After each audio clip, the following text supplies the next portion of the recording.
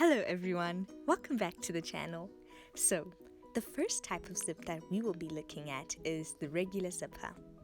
It has a stop at the end and also right at the beginning where the zip begins. Something you'll notice is that there's some extra fabric at the end, and this is to make it easier when sewing, like seam allowance. The next zip that we have is the zipper tape, and it comes in long sizes. Okay, so with the regular zip, it comes in long sizes or even short sizes, and also in metal zips. This simply means that the metal teeth, which is the zigzag parts, are made of metal. And you have to be very careful, because if you sew over the metal, it might break your needle. So, with the zipper tape, you have to add your own zipper pull. And something you will notice is that it doesn't have the extra fabric at the end or stops, so you have to be careful when you're sewing. I have put in my zipper pull, and normally according to your pattern, you can even add 2. So, remember how I said it doesn't have any stops? Well, you can actually make your own stops. The easiest way to do this is to follow the sewing pattern and see how they recommend. Or you can simply add some tabs at the end and sew them on, and when you open it, voila! Your zip is stuck and the zipper pull won't fall out. It also makes it much easier when sewing, especially things like zipper pouches. Now it has the little extra seam allowance and makes it so much easier when you're sewing.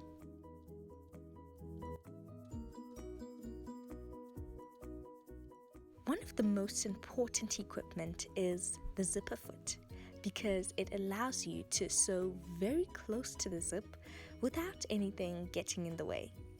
For example, you can sew this close to the zip without having anything getting in the way.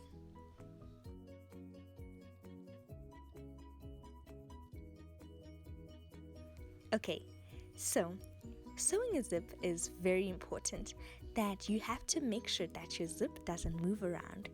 One of the best ways to do this is to use pins or clips or even thread.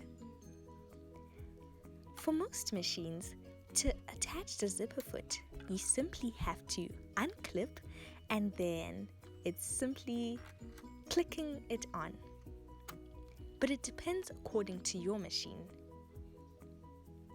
So, with the zipper foot, it comes with 2 different sides. This is one side and there's the other side. And the needle will follow only one side. For example, we want to sew very close to the zip, so we have to change it. And now we can sew very, very close to the zip. And you'll just notice this when you're sewing, and you can easily change it to match that.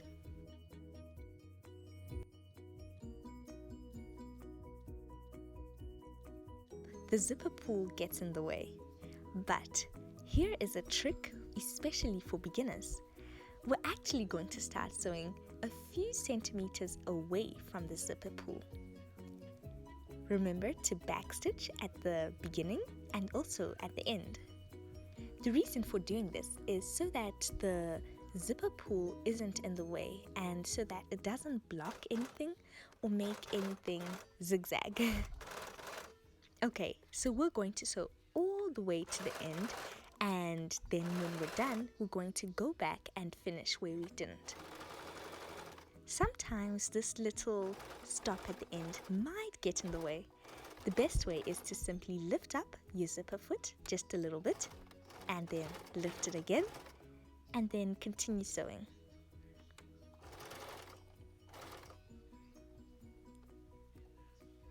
Now that we're done, we have to go back to where we left. So, we're simply going to open the zipper pull and take it all the way to the other side as you can see, and now we can freely sew the rest of it. Now we have to change the sides, but don't worry because it's so simple. Simply remove it and clip it onto the other side that's closest to the side that you want to sew. For us, it's going to be on the left. And voila, it's now ready. Something important is to start where we finished, not anything after that, because it makes it easier and so that we don't get any holes. I think you also noticed the seam allowance that I'm using. I'm matching the edge of the zipper foot with the edge of the zip because it just makes it very neat and we can sew as close to the edge as possible. Remember to backstitch at the end and voila! It is done and it looks very neat.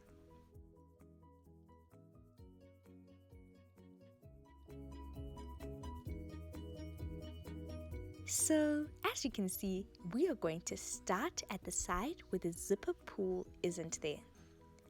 So, we're going to plug it into the machine and sew all the way down, but we're going to stop somewhere close to the zipper pull.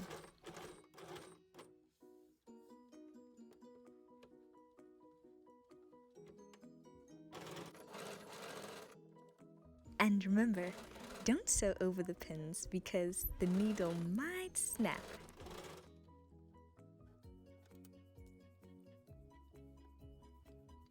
Now that we are kind of close to the zipper pull, we're going to lift up the zipper foot. But make sure that the needle of the machine is still inside the fabric. And then you're going to pull the zipper open and take it all the way back. It takes a little bit of effort and pushing and pulling, but it'll get there. And now you can just finish sewing simply.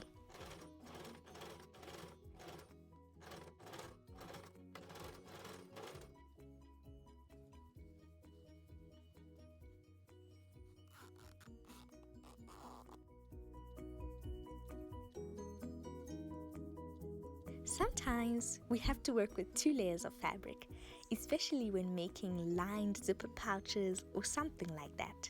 So, my best advice is to use a needle and thread because it holds the fabric in place and you don't have to worry about anything. It's really quick, it only takes 2 minutes. You can make the stitches very big. So, you have to find the side that the zipper pull is, and then you want to start on the side where the zipper pull isn't there. So we're going to plug it into the machine as normal. And remember, our seam allowance was simply matching the edge of the zipper foot with the edge of the fabrics. Remember to backstitch at the beginning and the end to make it strong. And we're just going to sew all the way down. Be careful not to sew over the zipper teeth, which is the zigzaggy parts.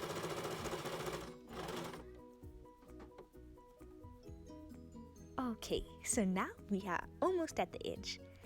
Something very important is to make sure that the needle is still in the fabric because it helps to make sure that things don't move out of place.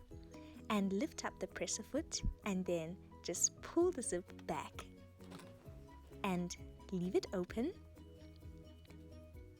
and then you can put the zipper foot back down and then finish sewing right until the end.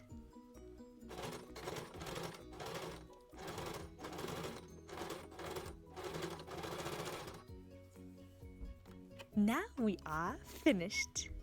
Thank you so much for watching. Comment any suggestions and subscribe for a new video every Sunday.